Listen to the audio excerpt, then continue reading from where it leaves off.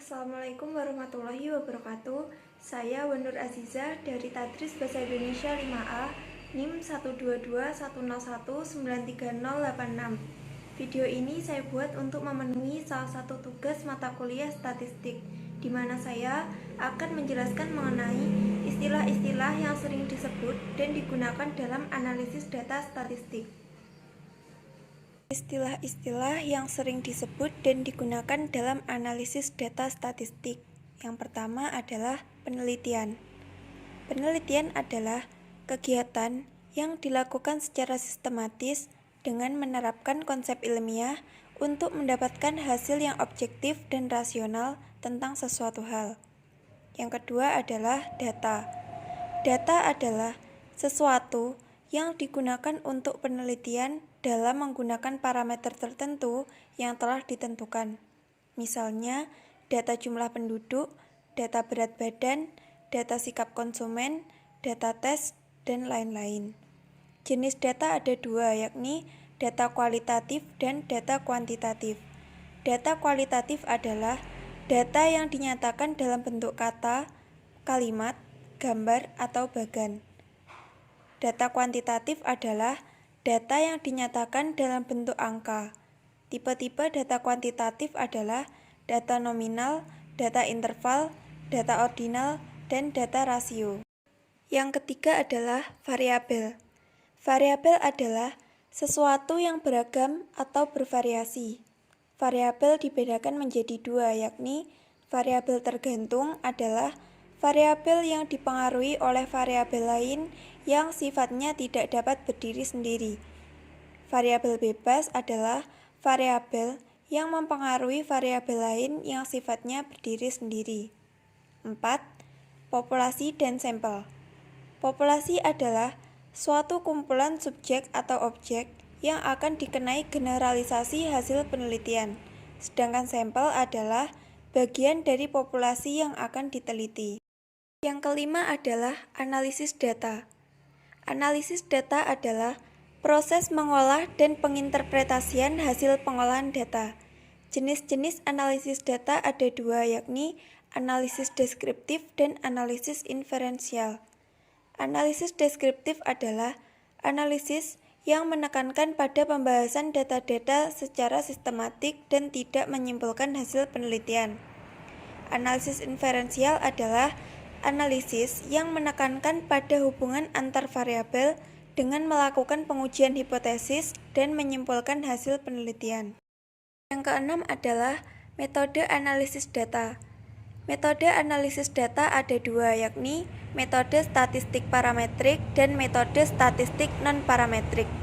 Metode statistik parametrik yaitu metode analisis data dengan menggunakan parameter-parameter tertentu seperti mean, median, standar deviasi, distribusi data normal, dan lain-lain. Metode statistik non-parametrik yaitu metode analisis data tanpa menggunakan parameter tertentu seperti mean, median, standar deviasi, serta distribusi data tidak harus normal. Yang ketujuh, hipotesis. Hipotesis adalah jawaban sementara tentang rumusan masalah penelitian yang belum terbukti kebenarannya, biasanya berupa kalimat pernyataan. Penelitian yang menggunakan sampel, hipotesisnya menggunakan kata signifikan, yang berarti bahwa hipotesis yang telah terbukti pada sampel dapat diberlakukan pada populasi. Dalam hipotesis, terdapat hipotesis nihil, yakni tidak adanya hubungan antar variabel, dan hipotesis alternatif, yakni adanya hubungan antar variabel. Yang kedelapan, uji hipotesis. Uji hipotesis yakni untuk mengetahui apakah kesimpulan pada sampel dapat berlaku untuk populasi atau dapat digeneralisasi. Yang kesembilan adalah signifikansi. Signifikansi artinya meyakinkan atau berarti. Dalam penelitian, signifikan mengandung arti bahwa hipotesis yang telah terbukti pada sampel dapat diberlakukan pada populasi. Jika tidak signifikan, berarti pada sampel tidak berlaku pada populasi atau tidak dapat digeneralisasi. Yang ke-10, probabilitas. Probabilitas atau p-value adalah peluang munculnya kejadian. Besarnya peluang melakukan kesalahan disebut taraf signifikansi atau tingkat signifikansi.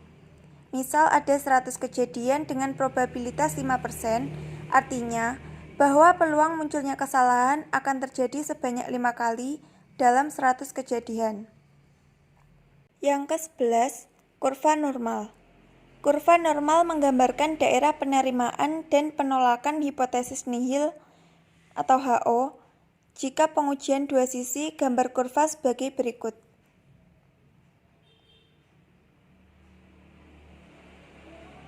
Yang ke-12, Degree of Freedom.